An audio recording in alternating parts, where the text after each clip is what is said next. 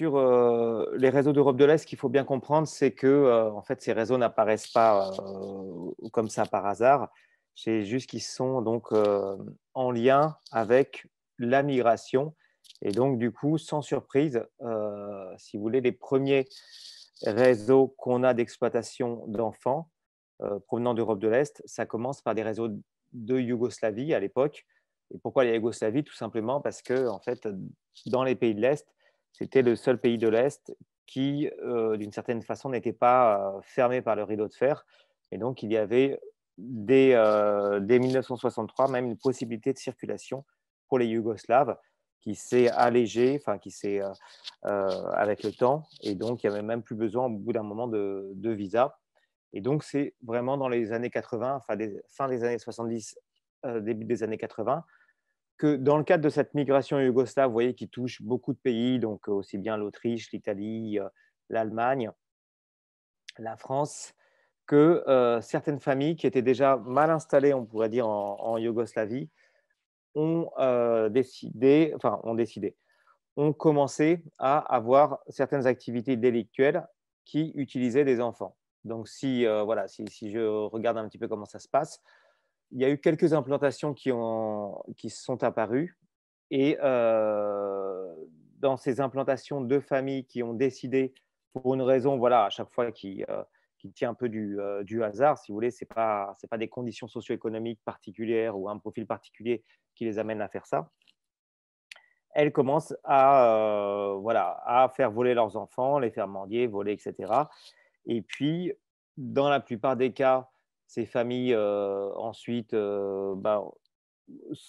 s'insèrent progressivement dans la société, c'est-à-dire, madame commence à faire les ménages, monsieur commence à travailler à l'usine. Vous voyez, donc la fille qui vendait des jonquilles et de temps en temps qui prenait un portefeuille est scolarisée. Et donc, on n'entend plus parler de ces familles, c'est-à-dire qu'elles restent sur les territoires, mais elles ne posent plus aucune difficulté, elles ne sont plus dans cette attitude-là. Mais on en a quelques-unes qui se professionnalisent, on va dire, dans l'exploitation d'enfants, c'est-à-dire que une grande partie de leur économie familiale repose tout simplement sur les gains que peuvent donc rapporter leurs enfants.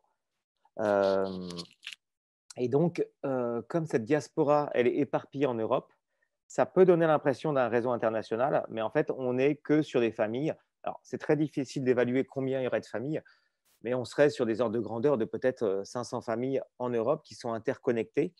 La plupart du temps, elles peuvent avoir des liens de cousinage et autres. Et ce qui explique que les jeunes peuvent circuler d'un pays à l'autre assez facilement parce qu'ils peuvent compter sur une diaspora. Alors, si on rentre un petit peu à l'intérieur de ces petits réseaux, donc je vous dis qu'ils sont anciens, on en est peut-être enfin, actuellement, on en est à la troisième génération. Euh, donc, voilà comment, alors voilà, c'est un peu modélisé, mais voilà comment ça pourrait fonctionner. Donc, on a des donneurs d'ordre qui, en général, ne bougent pas trop. Soit ils sont restés au pays, soit ils sont dans un autre pays, je ne sais pas, ils peuvent être en Italie et des activités ont lieu en Autriche, par exemple. Ces donneurs d'ordre qui bougent de façon vraiment rare s'appuient sur des petites mains. Ces petites mains, soit elles ont un lien familial avec le donneur d'ordre, ou pas forcément. Ça peut être des personnes qui ont été, si vous voulez, qui appartiennent souvent au même groupe, donc au même groupe Rome, et qui ont été recrutées parce que plus pauvres et autres. Et donc, ces petites mains donc, vont travailler. Alors voilà, il y a différentes formes. Soit elles sont recrutées à travers des mariages, soit des liens familiaux, soit parce que c'était sur du voisinage ou tout simplement pour l'endettement. Toujours est-il que souvent, c'est plus simple pour ces personnes, les donneurs d'ordre, de recruter au sein même de leur communauté. Pourquoi? Parce que les personnes sont plus isolées avec la société majoritaire et donc c'est plus facile, si vous voulez, d'avoir une emprise sur eux, c'est-à-dire de vraiment les diriger. Et en plus, dans beaucoup de cas, on voit un dévoiement de pratiques communautaires qui sont utilisées par ces donneurs d'ordre pour encore davantage piéger leurs victimes en utilisant la pression sociale de la communauté. Alors, ce qui se complexifie, c'est qu'on a ces petites mains, ces donneurs d'ordre, jusque-là, c'est simple. Mais on a aussi dans chaque pays ce qu'on pourrait appeler des logisticiens et des personnes qui vont faire l'interface avec les logisticiens. Euh, et en fait, ces membres de alors, en fait, dans la carte que je vous ai montrée, je vous la remontre. En fait, dans chaque pays, on a des personnes qui ne vont pas véritablement avoir une activité criminelle, mais qui vont fournir les voitures, qui vont fournir des hébergements temporaires, etc., etc. Ce qui fait que du coup, ça facilite, si vous voulez, la mobilité européenne. Et donc, quand on regarde dans mon petit schéma, en fait, on a des membres de la communauté qui n'ont jamais exploité leurs enfants et qui ne le feront probablement jamais, qui n'exploitent pas d'autres enfants, mais qui mettent à disposition une logistique. C'est un cousin qu'on a en Allemagne.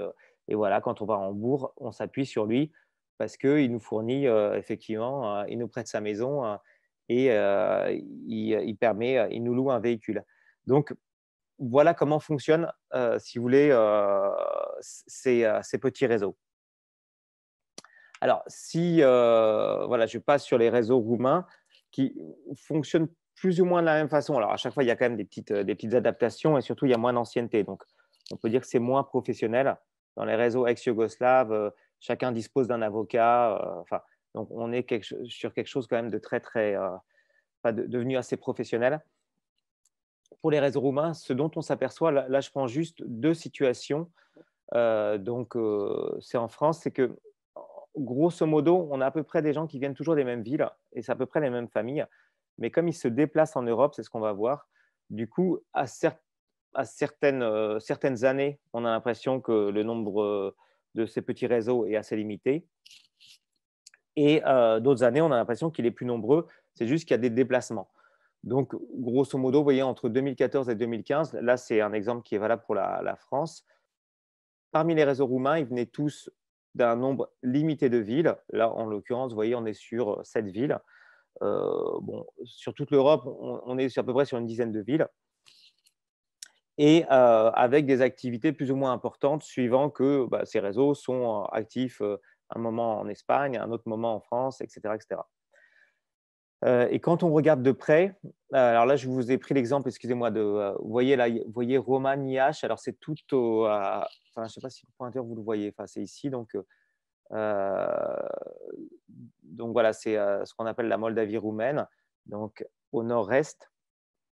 Et donc, quand on s'intéresse, par exemple, si on travaille sur cette ville, on s'aperçoit que ce n'est pas tous les gens de la ville qui sont là-dessus, ce n'est pas tous les Roms de la ville, parce que c'est en fait juste un groupe de rues, c'est le petit rond rouge que vous voyez, où en fait, c'est des voisins qui vont quelque part copier un peu une stratégie. Alors, il y a des systèmes un petit peu plus complexes d'usuriers qui poussent un petit peu ces gens, si vous voulez, à rembourser des dettes par le vol, etc. Mais sans rentrer trop dans cette complexité, on s'aperçoit qu'en fait, on est sur, voilà, même pas un quartier, quoi. C'est un groupe de maisons, de voisins avec des liens familiaux. Et ce groupe-là, effectivement, là, on était sur une quarantaine de familles. Avant, était assez actif en Roumanie, d'ailleurs, quand les enfants avaient moins de 13 ans. Et puis après, ils sont allés en France. Ensuite, ils sont partis en Espagne, etc., etc. Donc, c'est juste voilà, pour que vous voyez finalement concrètement qu'est-ce que c'est que ces réseaux. Ce n'est pas des mafias hyper organisées. Donc, alors, pour donner corps un petit peu à ce que je dis, ces réseaux ont une stratégie de mobilité européenne, soit parce qu'elles ont des diasporas installées, c'est ce qu'on a vu avec les réseaux ex-yougoslaves, ou soit pour les réseaux roumains. Alors, il y a des petites diasporas de la même ville. Par exemple, là, j'ai pris le cas de Tsandérei. Et là, on voit que les enfants sont régulièrement déplacés d'une ville à l'autre, ce qui complique le travail de repérage et ce qu'on appelle d'accroche par les associations. Ça complique aussi le travail d'enquête et de justice et de la protection de l'enfance en général, puisque si on a un enfant qui reste que 6 mois, difficile de nouer suffisamment de liens pour pouvoir le faire adhérer à autre chose que l'exploitation.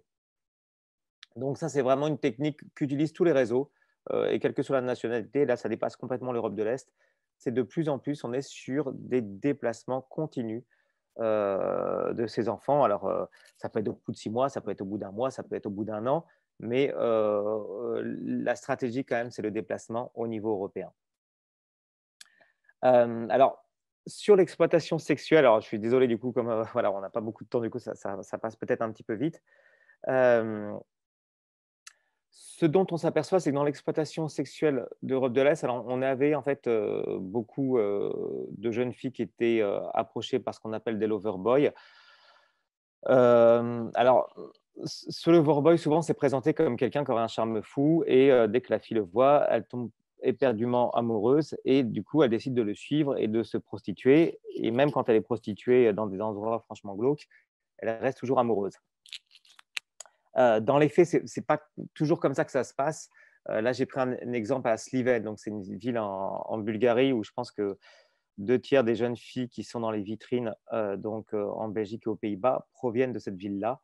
Heu, donc c'est vraiment une ville très, très importante, de recrutement pour l'exploitation sexuelle et en fait, ce dont on s'aperçoit, c'est que la plupart des jeunes filles savent pourquoi elles vont partir, et en fait, elles choisissent un lover boy, plus pour sa réputation que parce qu'il a un charme fou, et en fait, qu'est-ce qu'il y a derrière la démarche de ces jeunes filles? C'est qu'elles estiment que si elles restent en Bulgarie, dans cette ville-là, leur avenir, si vous voulez, il est déterminé. C'est-à-dire elles estiment qu'elles n'auront aucune évolution sociale et donc leur démarche, c'est de dire qu'on est prête à en passer par la prostitution pour, si vous voulez, pendant quelques années, pour pouvoir accéder à une autre position sociale, que celle qu'elles imaginent si elles restent au pays. Donc en fait, on n'est pas forcément sur la victime vulnérable comme, souvent c'est présenté, on est plutôt sur des jeunes filles alors qui se font piéger, et qui peuvent tomber, enfin, dans des situations très, très, enfin, de véritable exploitation et de traite. Ça n'enlève rien. Mais on est sur des jeunes filles, si vous voulez, qui quelque part ont le courage de partir et ça, c'est intéressant parce que ça veut dire qu'une fois qu'elles adhéreront à une solution de protection, c'est des jeunes filles qui sont souvent très résilientes, dans le sens où déjà elles avaient fait cette démarche de vouloir échapper à un destin qu'elles jugeaient complètement déterminé. Heu et là, ce qu'il faut voir aussi, c'est que c'est pas forcément les plus pauvres des pauvres. Enfin, je vous ai mis cet exemple-là parce que en fait, sur cette prostitution, il y a un quartier à Sliven qui s'appelle Nadejda. Ça veut dire espoir, mais c'est un quartier vraiment extrêmement pauvre et tout.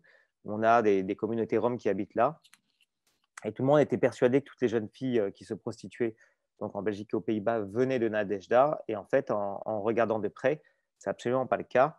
Elles viennent d'un quartier qui s'appelle Komluka et ce quartier de Komluka qui est plutôt en centre-ville, on a plutôt des jeunes filles qui vont, voilà, qui suivent, qui vont jusqu'au lycée et en fait, voilà, les filles qui sont les plus pauvres et qui sont dans ces communautés roms de Nadejda, quelque part, comme on a des fonctionnements communautaires forts autour du mariage et cetera, ça va les protéger de l'exploitation sexuelle. Donc en fait, c'est des filles qui sont plus émancipées, donc ça va un peu à l'encontre des représentations qu'on peut en avoir, qui, elles, décident de dire: «Bon, moi, je sais, je vais me débrouiller et donc je vais contacter un loverboy». Et après, elles se font piéger une fois qu'elles arrivent sur place. Mais voilà, c'était juste pour faire un petit point sur l'exploitation sexuelle d'Europe de l'Est. Et souvent, il y a aussi un partage des gains, ce qui fait que les jeunes filles adhèrent davantage, voilà, à suivre davantage, si vous voulez, ce loverboy. Alors, sur les tendances récentes, euh, alors ça fait maintenant quelques années, hein, mais c'est vrai que par contre, c'est en plein développement.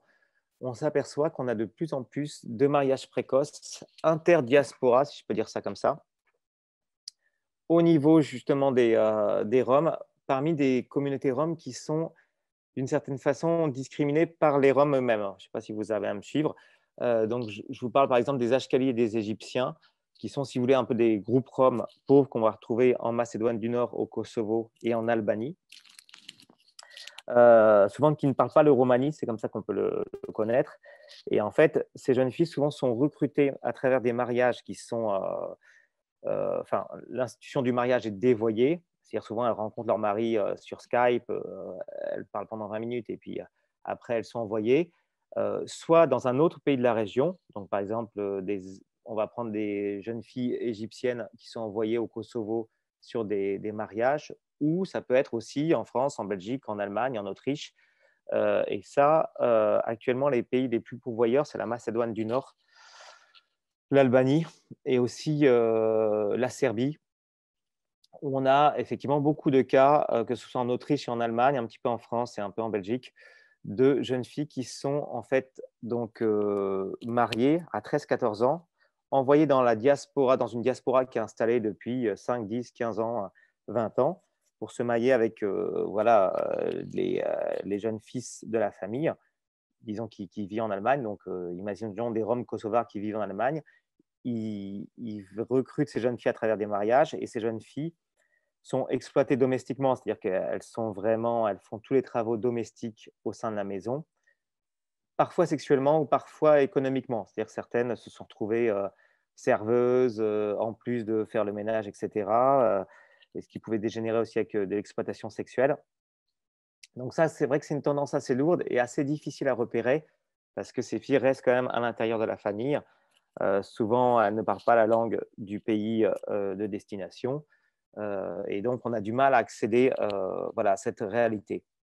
Alors, dans les autres tendances, on a de plus en plus en fait une espèce de trafic à travers l'asile où en fait on a des petits malins qui s'amusent à faire le tour justement des communautés roms appauvries, qui leur font miroiter une prise en charge en Belgique, en France, en Allemagne, à travers l'asile, c'est-à-dire ils vont recevoir une allocation de 1 000 €, ils vont recevoir un logement, ils pourront travailler au noir, etc., etc. Et cetera. Et donc, on leur fait payer des voyages. Alors, bien que ces pays en fait, n'aient pas besoin de visa Schengen, il y a besoin d'un certain nombre de conditions, un compte en banque, une invitation, etc., etc. Et donc, du coup, on leur fait payer des voyages à crédit. Donc, par exemple, 400 €, c'était 400 € par exemple pour l'Albanie, pour venir en Allemagne ou en France. Et quand ils arrivent sur place, on leur fait faire toutes les démarches pour obtenir l'asile. Et en fait, une fois qu'ils obtiennent une allocation en tant que demandeur d'asile, souvent les personnes qui leur ont fait faire les démarches récupèrent pour leur compte cette allocation et leur demandent en plus de rembourser la dette de voyage qu'ils ont contractée pour venir en Allemagne ou en France. Donc ça, c'est une tendance assez lourde, hein. Pour vous donner un exemple, à Toulouse, donc on a eu donc, sur l'année 2019, on a eu, je crois que c'était 1 200 donc Roms albanais qui ont été enregistrés pour une demande d'asile juste sur la ville de Toulouse, quoi. Donc en fait, si vous voulez, ces groupes jouent sur la masse et donc c'est très lucratif et difficile, si vous voulez, à repérer. Et dans quelques cas, je ne dis pas du tout que c'est systématique, pour rembourser, certaines familles se retrouvent plus ou moins contraints alors de faire mendier leurs enfants, ça c'est assez classique, mais aussi, notamment pour leurs jeunes filles adolescentes, du coup, quelque part, de leur dire que, bah oui, ça serait bien qu'elles elles rapportent de l'argent par de la prostitution. Et donc, on a des situations d'exploitation sexuelle qui peuvent découler de ce mécanisme-là. Et enfin, on a voilà, vraiment une tendance assez lourde aussi à l'exploitation économique. Je regarde si voilà, je suis bien au niveau du temps. Heu, C'est-à-dire que, ce qu'on observe alors, ça provient surtout en ce moment d'Ukraine, de Moldavie et de Roumanie. Donc, on a en fait des migrants, qui sont installés depuis plusieurs années dans ces pays-là. Alors souvent, ça peut être des Polonais, par exemple, qui font venir des Ukrainiens ou des Roumains qui font venir des Moldaves à cause des liens historiques, linguistiques et cetera que, ces pays frontaliers ont. Et donc, en fait, on a des communautaires, donc des gens qui sont membres de l'UE qui font venir des gens qui ne sont non communautaires. Parfois, c'est aussi à travers une demande d'asile, c'est le cas en ce moment pour les Moldaves, mais pas forcément. Et là, donc, ils leur font miroiter du travail et ensuite, on les retrouve dans l'exploitation économique. C'est-à-dire qu'ils vont travailler alors soit dans l'agriculture, soit dans des chantiers pour voilà, effectivement des salaires ridicules. Là, actuellement, on suit une affaire où on a des personnes qui travaillent pour 20 € la semaine sur des chantiers, c'est des personnes moldaves. Et là où c'est assez pernicieux et ça demande du coup d'être assez attentif, c'est qu'on peut avoir le cas à l'intérieur même donc, d'un pays. Donc, je vais prendre un exemple voilà, sur lequel actuellement on travaille. C'est donc si vous voulez, vous voyez ce village d'Ancheu en rouge là, où il y a le petit point. En fait, c'est des gens qui sont installés depuis plusieurs années donc, dans une région en France. où il y a pas mal de travail dans l'agriculture. Et donc, ces personnes des Dancheou ont fait venir des gens d'un autre village qui s'appelle Grouya, qui est distant d'à peine une dizaine de kilomètres, en leur faisant miroiter, si vous voulez, qu'ils allaient trouver du travail. Et quand on regarde de près, en fait, quand ils sont arrivés, ils les ont installés sur un bidonville. Pour être sur ce bidonville, ils doivent payer une taxe comme un loyer, si vous voulez. Donc, les gens jouent un peu le rôle de marchands de sommeil. Ils font aussi les intermédiaires avec les entrepreneurs locaux. Et donc, ils perçoivent une commission pour faire l'intermédiaire avec les entrepreneurs locaux. Donc, sur un salaire, je ne sais pas, on va dire 60 € la journée, ils leur demandent de reverser 20 € parce qu'ils les ont mis en contact. Et les entrepreneurs sont relativement loin, ouais, à plus de 100 kilomètres. Et donc, c'est eux aussi qui les véhiculent. Et là, ils leur font aussi payer une taxe.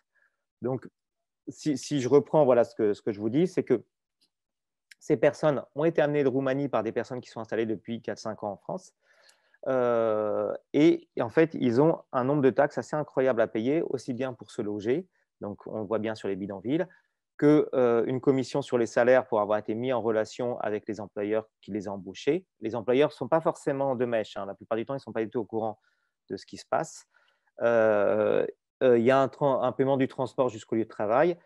Et en fait, pour s'assurer que les personnes qui aient un contrôle de la parole, souvent, en fait, ces familles qui les ont fait venir font en sorte que les associations n'accèdent pas à ces familles-là. Et donc, ils maintiennent une distance. Ce phénomène qu'on voit avec la Roumanie, la Moldavie, la Pologne, on le voit exactement le même avec des personnes qui viennent du Maroc, d'Algérie, etc. Donc, ce n'est pas un phénomène du tout culturel, c'est une tendance lourde sur l'exploitation économique qui est effectivement de plus en plus présente en Europe. Et avec le Covid, on voit qu'il y a une accélération de cette tendance-là parce que les employeurs sont dans l'incertitude. Il faut qu'ils puissent embaucher des personnes en pouvant les licencier presque du jour au lendemain. Et donc, ces intermédiaires ont compris qu'en faisant venir voilà, des travailleurs sous un statut d'asile ou sous un autre statut, ils ont un peu une main-d'œuvre jetable, si vous voulez, et eux peuvent percevoir une commission et toutes sortes de taxes sur cette main-d'œuvre. Donc, c'est pour ça qu'il y a vraiment besoin, à mon avis, d'avoir une vigilance accrue, sachant qu'en plus, les volumes sont très importants. C'est-à-dire que je vous ai pris l'exemple de Toulouse, mais voilà, actuellement, ce qu'on a sur les Moldaves en région parisienne, on est sur 2 000 à 3 000 personnes qui sont dans des squats, qu'on retrouve pratiquement sur tous les chantiers. Alors, je ne dis pas qu'ils sont tous exploités, mais quand on voit leurs conditions de vie, on a quand même des doutes sur le fait qu'une grande partie ne soit pas dans ce système d'exploitation.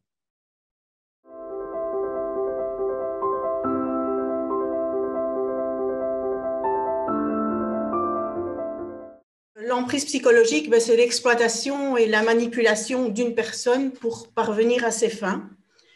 Et donc, on peut être victime d'emprise psychologique à tout niveau et dans n'importe quelle relation. Ici, dans le cas qui nous occupe, il s'agit plutôt d'une emprise au sein de la famille ou de la belle famille.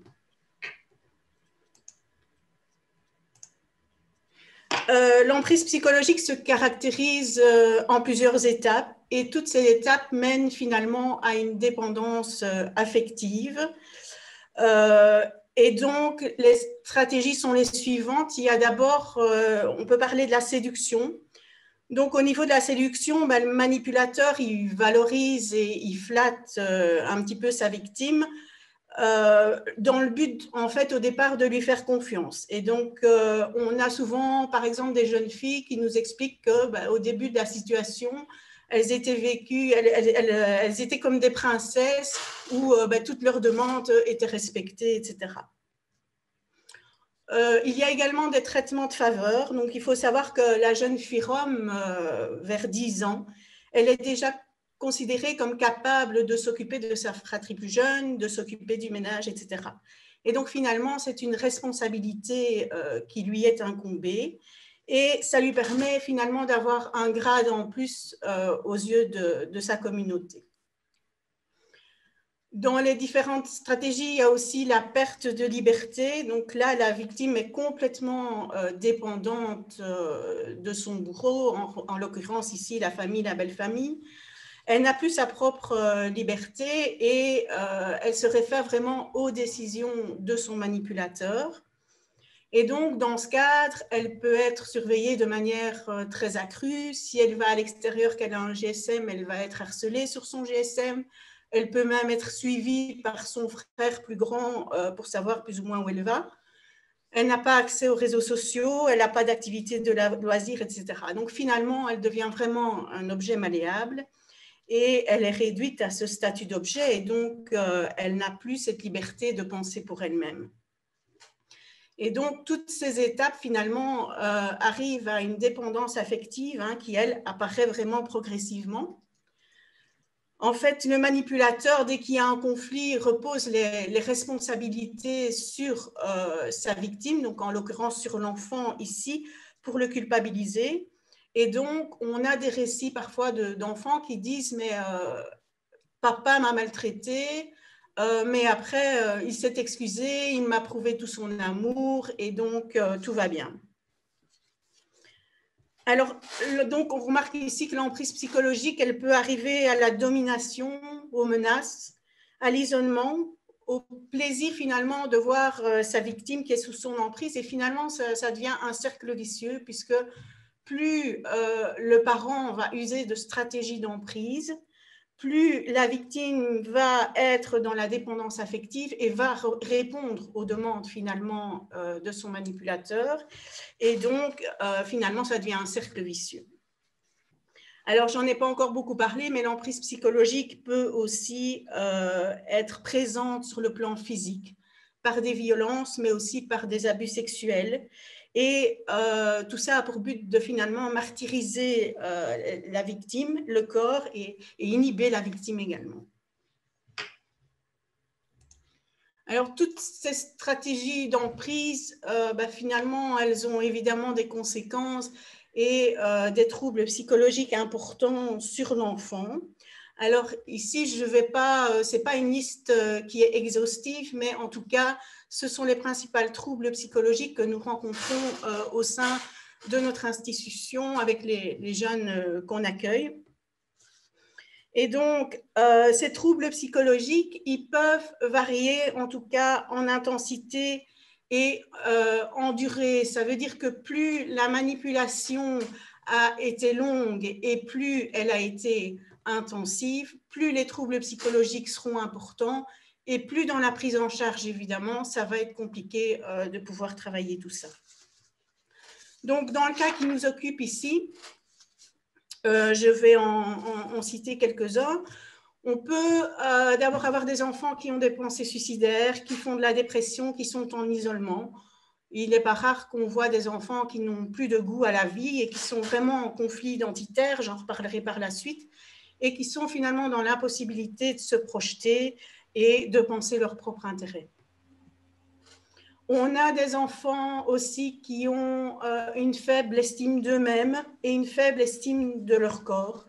Ce sont des enfants qui se déprécient, qui n'acceptent pas leur corps. Ils présentent également des troubles anxieux. On peut avoir des enfants qui régulièrement ont des difficultés de respiration, ont des tremblements, présentent des attaques de panique, ont aussi des plaintes somatiques. Ils arrivent régulièrement avec des petits maux, maux de tête, maux d'estomac, mal au ventre, etc. On voit apparaître également des troubles relationnels. Ce sont des enfants qui ont extrêmement de difficultés de rentrer en relation avec les autres et alors ils le font de manière inadéquate, donc soit via des grossièretés, de la violence, des bousculades, mais également aussi au niveau de la séduction. Et ils ont aussi difficile à entrer en communication avec les autres. Alors, il y a tous les troubles du comportement. On peut être face à des fugues, à des comportements violents, à aussi des stratégies de séduction, de manipulation. Il y a des jeunes qui présentent des troubles du sommeil. Alors, ils ont difficile à s'endormir et ils présentent des cauchemars. Alors, ce sont des cauchemars qui sont parfois liés à l'histoire vécue, aux difficultés vécues, mais ça peut aussi être des cauchemars liés à la culture. J'en parlerai aussi après. On a des jeunes aussi qui ont des troubles de l'humeur, c'est-à-dire que sur un laps de temps assez court, ils peuvent changer d'une humeur à l'autre. Ils sont aussi en perte identitaire et en perte de repères, et il arrive parfois qu'ils se scarifient ou qu'ils s'automutilent. On a aussi des jeunes qui se disent finalement, moi, je ne suis plus moi-même, je ne suis plus la même personne, ils ne se reconnaissent plus. Il y a aussi la crainte des représailles. Les jeunes qui sont institutionnalisés donc, sont partis effectivement de leur milieu de vie et ils savent que finalement ils sont un peu rejetés par la communauté et donc la famille les recherche ou la belle famille les recherche et qu'il y a des risques de représailles puisqu'ils ont eu des menaces de mort, des menaces de violence, etc.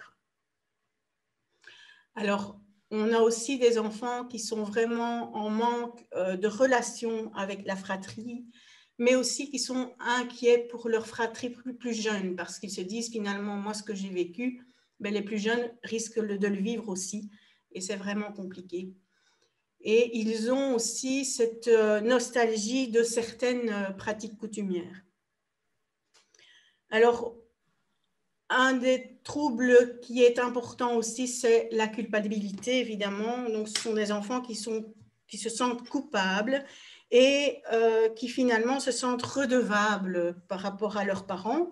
Il existe vraiment cette notion de dette envers les parents et c'est comme ça qu'on voit des jeunes qui finalement dénoncent leur famille, mais qui se sentent toujours responsables de ce qui leur arrive. Et donc, il y en a d'autres aussi par amour qui finalement, en manque de leur fratrie, par amour pour leurs parents, peuvent fuguer ou développer des troubles du comportement pouvant aller jusqu'à la violence ou même les actes délinquants. On voit là qu'en fait, la séparation affective est vraiment une lourde épreuve à surmonter pour ces enfants. Et tout ça, c'est la conséquence de ces stratégies d'emprise. Et donc, il y a un dernier point sur lequel je vais m'attarder un peu plus, c'est le conflit de loyauté. Donc, en fait, l'enfant se développe au départ par identification au modèle parental. Et donc, finalement, il est inconsciemment impliqué dans des contrats narcissiques. Et le conflit de loyauté, en fait, c'est un dilemme. C'est un sentiment d'ambivalence qui est présent lorsque l'adolescent est séparé de sa famille ou de sa communauté. Et donc, c'est pour ça qu'on a souvent des enfants qui sont dans le déni de la réalité de leur situation, par peur finalement de dénoncer les leurs et être rejetés de leur groupe d'appartenance. Ils peuvent aussi, plutôt que d'être dans le déni, utiliser le mensonge, toujours pour la même idée, c'est de ne pas dénoncer la famille ou la belle famille. Dans la communauté rom, l'emprise se réalise généralement, on l'a déjà dit, au niveau de la famille, mais aussi au niveau de la communauté. Et c'est une stratégie qui se met en place depuis le plus jeune âge. Et donc, il a pour conséquence que l'enfant, finalement, n'a pas conscience qu'il est victime de cette emprise et que du contraire, que l'enfant se sent redevable et alors il se retrouve de nouveau dans un conflit de loyauté. Donc, il est extrêmement difficile pour lui de dénoncer la famille ou de dénoncer son groupe d'appartenance parce qu'il sait qu'il sera rejeté de la communauté.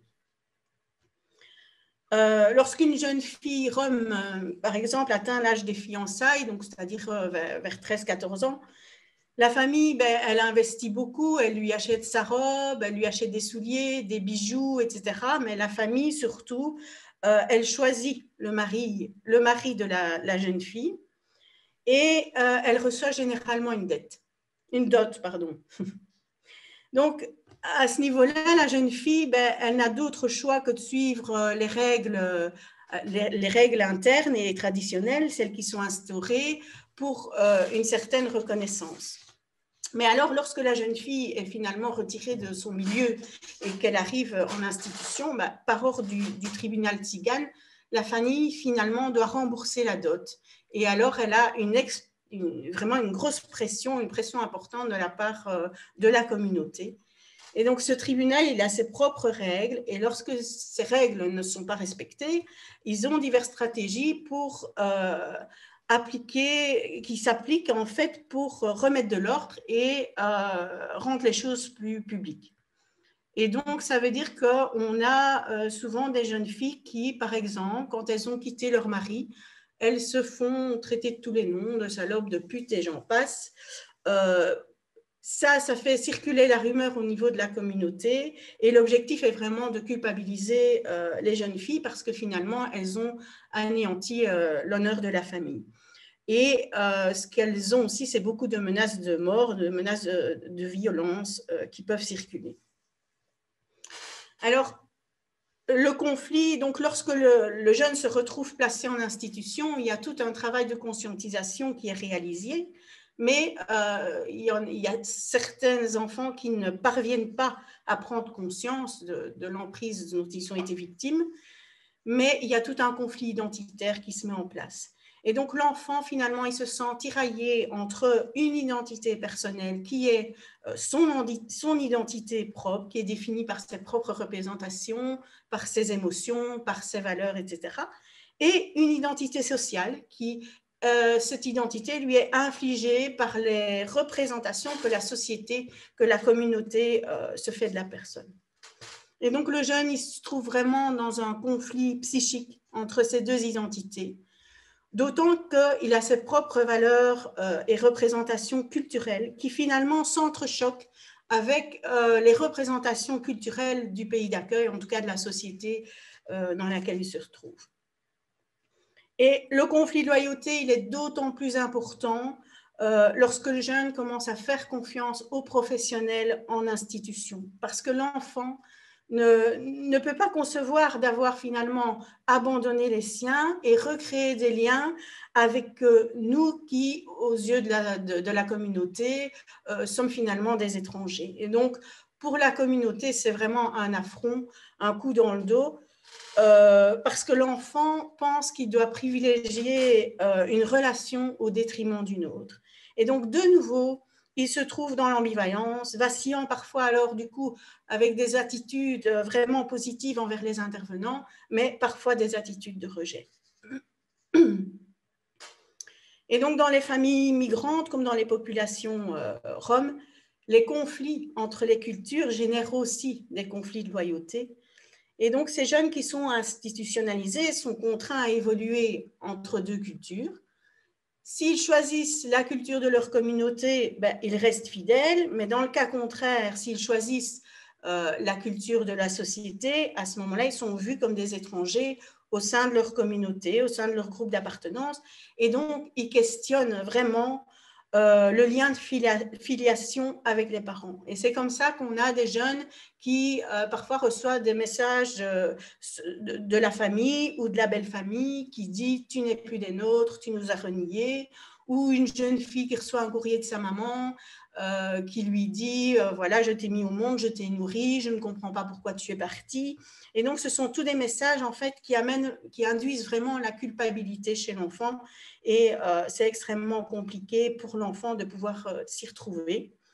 Et donc, c'est vraiment un enchevêtrement entre tout ce qui est conflit de loyauté par rapport à la famille, la belle-famille, les conflits identitaires et en gros le conflit psychique. Et donc, c'est vraiment important et ça peut exposer les enfants vraiment au danger et au passage à l'acte. Et donc, au niveau de la prise en charge, je ne me suis pas étendue là-dessus puisque ce n'était pas vraiment le sujet de la discussion, mais on pourra en reparler par la suite. L'enfant se retrouve vraiment tiraillé donc, entre les trois, comme je l'ai dit, et la prise en charge est vraiment un travail de longue haleine pour que le jeune puisse finalement se reconstruire dans un endroit sécur. Et cette prise en charge, d'abord, elle consiste à établir le lien de confiance et ensuite pouvoir travailler avec le jeune l'estime de soi, la réappropriation de soi, la réappropriation de son corps et la conscientisation de son statut de victime. Et l'objectif principal est vraiment d'aider l'enfant à prendre des décisions et à pouvoir évoluer dans son propre intérêt.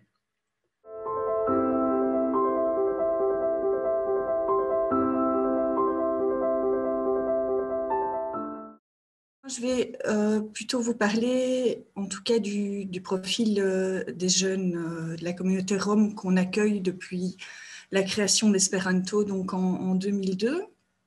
Il faut savoir que cette population représente à peu près un tiers des victimes qu'on a accueillies pendant ces bientôt 19 années. Donc, c'est quand même une majorité de notre public.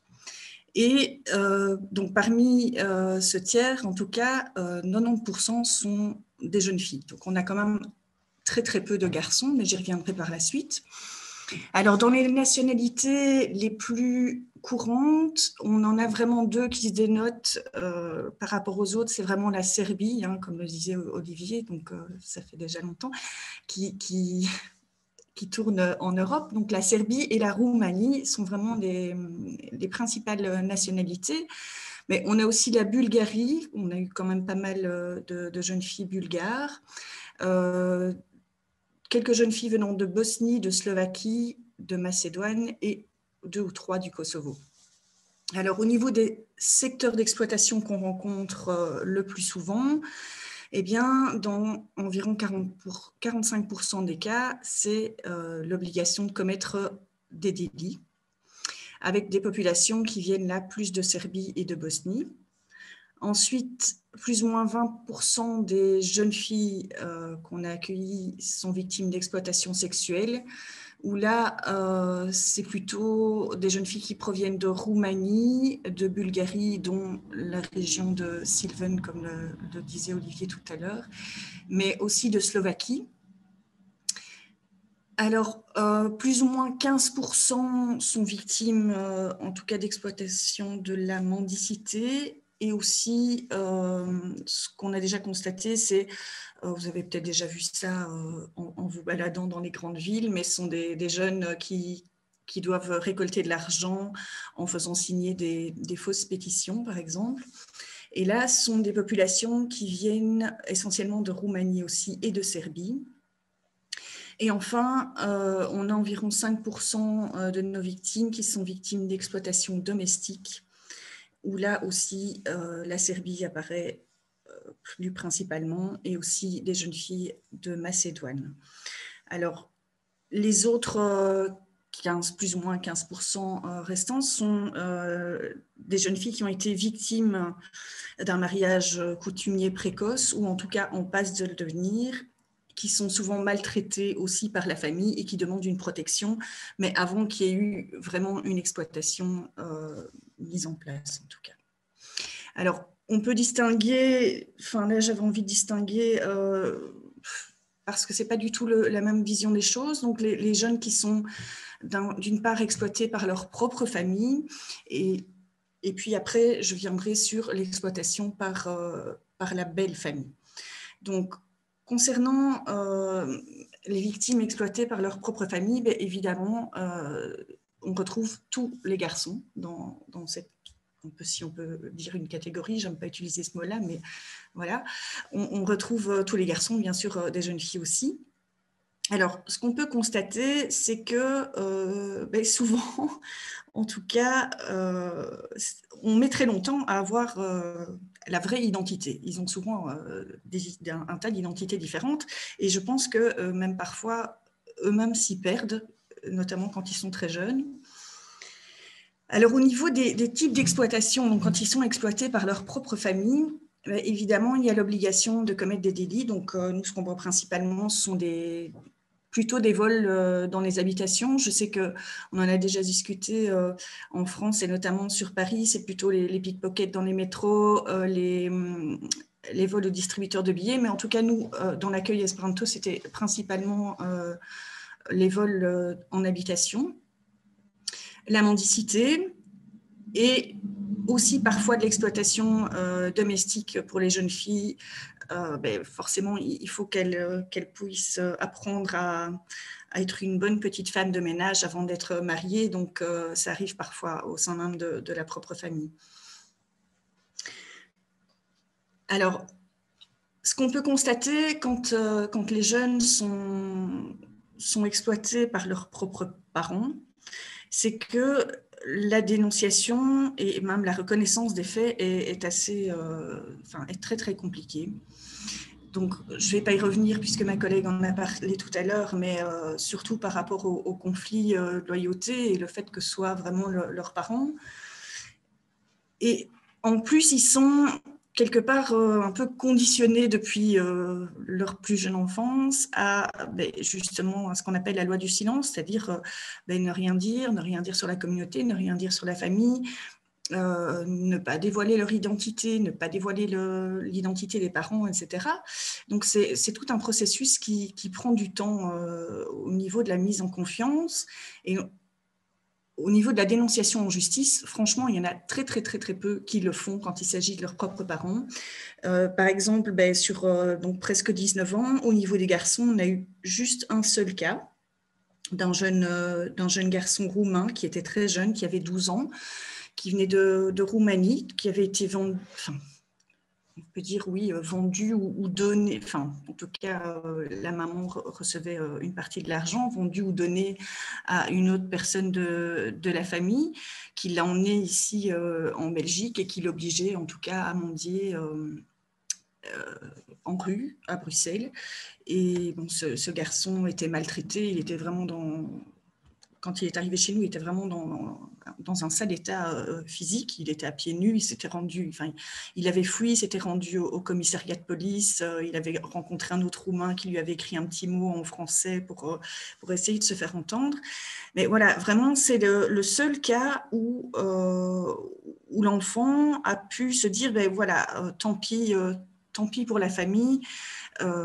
Moi, c'est ma sécurité première qui prime et je vais porter plainte de ma propre initiative. Chez les filles, on en a quelques-unes. Je pense que sur 19 ans, quand j'ai regardé un peu les statistiques, je pense qu'il y en a eu 3 au total, dont une qu'on accueille actuellement. On a la fratrie, donc on a la jeune fille qui est un peu plus âgée que le petit frère étant arrivé avant, aussi pour vol en habitation. Et alors là, on voit bien d'ailleurs qu'au niveau en tout cas de la position du garçon et la position de la jeune fille dans la famille est complètement différente. C'est-à-dire que le garçon, bien qu'il était beaucoup plus jeune, était déjà bien conditionné, ne voulant absolument pas reconnaître les faits, disant que non, dans sa famille, on ne vole pas, que c'était un incident. Voilà, complètement loyale à la famille. Et par contre, la jeune fille, elle, de sa propre initiative, est allée dénoncer. Mais ce qui aide aussi dans ce genre de situation, c'est quand la jeune fille, et c'était le cas de cette jeune, c'est qu'il y a toujours la menace d'un mariage. Et donc, la jeune fille n'est pas souvent en accord avec ce mariage qui va être organisé. Et donc, voilà, elle a fini par demander de l'aide, pas parce qu'elle était exploitée de manière obligée de commettre des délits, etc., mais surtout parce qu'il y avait cette promesse de mariage qui était faite. Et l'un entraînant l'autre, elle a fini par déposer à ce niveau-là aussi, quoi. Donc ça, c'est vraiment pour les jeunes qui sont exploités par leurs propres parents. Maintenant, j'y reviendrai après, hein, mais maintenant, je vais vous parler de ceux qui sont exploités donc plutôt par la belle famille, où là, évidemment, on ne retrouve que des jeunes filles. Et là, souvent, il y a vraiment plusieurs... on a rencontré beaucoup de profils, en tout cas, où il y avait plusieurs exploitations en même temps. Et des jeunes filles qui sont victimes d'exploitation domestique, qui sont parfois victimes d'exploitation sexuelle, qui doivent aussi parfois commettre des délits. Il y en a qui doivent rapporter de l'argent pour la belle famille à n'importe quel prix, puisque de toute façon, ils ont payé aussi une dot, bien souvent à la famille. Et donc, la jeune fille, si on investit 40 000 € pour avoir une jeune fille, il faut les récupérer dans un temps réduit. Et donc, peu importe le moyen utilisé, la jeune fille doit ramener de l'argent, quoi. Alors, ce qu'on constate en tout cas au niveau de la justice, c'est qu'il y a souvent des problèmes au niveau de la détection de ces jeunes. C'est-à-dire que, ça je sais que c'est le cas en France aussi, mais beaucoup de ces enfants ne sont pas perçus par le système judiciaire comme étant des victimes, mais plutôt comme étant des auteurs d'infractions et des délinquants. Et donc, ça amène au fait qu'ils soient souvent mal orientés. Ce sont des jeunes qu'on retrouve, en tout cas au niveau belge, dans ce qu'on appelle les IPPJ, donc on va dire des centres, on va dire, de détention pour mineurs, même si ce n'est pas vraiment de la détention, mais donc ce sont des jeunes qui sont là-bas, qui sont placés 15 jours lors d'un premier fait, qui sont relâchés dans la nature et pour lesquels on n'en entend plus jamais parler, ou en tout cas sous une autre identité par la suite. Et donc, ce qu'on a constaté notamment, c'est des jeunes qui sont pris comme ça pour des vols en habitation, je me rappelle d'une jeune fille qu'on a accompagnée aussi, une jeune fille roumaine, qui avait, je pense, 12 ou 13 faits déjà à son actif et qui n'avait jamais été prise en charge. Donc, elle avait entre 12 et 13 ans, cette jeune fille. Elle était déjà mariée, elle volait et elle mendiait pour le compte de sa belle famille. Et en fait, c'est une jeune fille qui n'osait pas dénoncer les faits parce qu'une fois qu'elle est interpellée par la police. Donc déjà, ils volent très rarement seuls, ils sont souvent deux, sous le contrôle d'adultes qui se trouvent plus loin. Et donc, ils arrivent au commissariat. Et puis, la belle famille est là, ils viennent les rechercher et on les laisse repartir sans vérifier aucune identité. Et malheureusement, ça arrive encore trop souvent ici. Et donc, forcément, les enfants, ils n'ont aucune confiance en la justice ou en la protection, puisque de toute façon, quand ils se font interpeller, après, on les remet dans leur propre milieu d'exploitation. C'est comme ça qu'on a des jeunes qui se font interpeller, oui, plus d'une dizaine de fois avant qu'un système de protectionnel soit mis en place. Voilà, je voulais le signaler parce que ça va un peu mieux depuis qu'on fait de la sensibilisation, mais c'est encore des choses qui arrivent et voilà, ça n'aide pas en tout cas ces enfants à pouvoir essayer de s'en sortir s'ils le souhaitent. Alors, je reparlais de la difficulté, donc que ce soit l'exploitation par la famille ou par la belle famille, de dénoncer. En fait, il faut savoir que dans le système belge, il y a une procédure spécifique pour aider les victimes de traite. Et dans cette procédure, en fait, on peut dire que c'est une sorte de gagnant-gagnant, le win-win, comme on dit. Donc, les personnes, qu'elles soient mineures ou majeures, aident la justice à pouvoir interpeller les auteurs d'exploitation. Et de l'autre côté, la victime est protégée et reçoit un statut.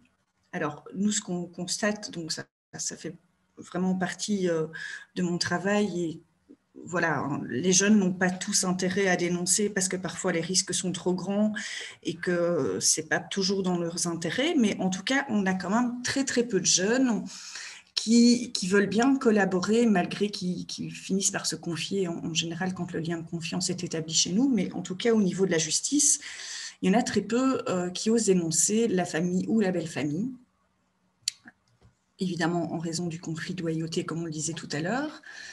Mais aussi, par exemple, voilà, une jeune fille qui est mariée, qui subit un mariage précoce, mais au niveau de la justice belge, par exemple, c'est pas vu comme une forme d'exploitation si la jeune fille n'est pas encore exploitée par la belle famille. Or, on a quand même, je l'ai dit tout à l'heure, 15% de nos victimes qui ont été mariées ou en passe d'être mariées et qui, en tout cas, ne font pas part d'un autre type d'exploitation. Ces personnes-là, ces mineurs-là ne vont pas rentrer dans les statistiques, notamment au niveau de la traite, parce que voilà, il n'y a pas d'exploitation par la suite. Alors, je voulais quand même signaler que par contre, on a quand même eu un cas de jurisprudence avec une mineure serbe qui avait 13 ans à l'époque, qui a été mariée. Donc, ce sont des gens qui vivaient dans l'arrondissement de Verviers qui étaient mariés à une autre famille rom qui vivait dans le même arrondissement et qui a fui la famille parce qu'elle était maltraitée par la belle famille et qui a dénoncé les faits. Et cette jeune fille, quand même, a été reconnue victime de traite des êtres humains parce que la justice a quand même jugé que les parents et les beaux-parents avaient obligé la jeune fille à subir quelque part un viol, puisque lors du mariage, le jour du mariage, la jeune fille doit se donner entièrement au mari. Et comme ils ont participé à ce viol, eh bien, ils ont été condamnés pour exploitation sexuelle. Donc voilà, il y a eu un cas parmi toutes les jeunes filles qui a été reconnue victime de traite alors qu'elle était mariée précocement, mais ça a été juste un cas parmi toutes les autres jeunes filles qu'on a eues. Alors, ce qu'on a eu aussi, c'était, ma collègue l'a évoqué tout à l'heure, quand on parlait de la dot, on a eu aussi le cas d'une jeune fille, c'était assez dramatique comme situation parce qu'elle avait aussi des frères et sœurs, etc. Donc elle était demandeuse d'un placement. Maintenant, elle n'a pas voulu dénoncer les faits parce qu'elle devait être mariée à une famille en Allemagne. Et je pense qu'ils avaient payé 50 000 €. Mais le papa avait des dettes, il jouait au jeu, etc. Et donc, il avait déjà dépensé l'argent de la dot. Et donc, c'est une jeune fille qui, à ses 18 ans, à 18 ans, on ne peut plus les obliger à être en institution, était quand même allée se sacrifier, en tout cas, pour le reste de sa fratrie, alors qu'elle voulait vraiment de l'aide, elle avait des documents. Et voilà, je vois sur mon petit écran qu'il me reste que 5 minutes, mais je vais terminer.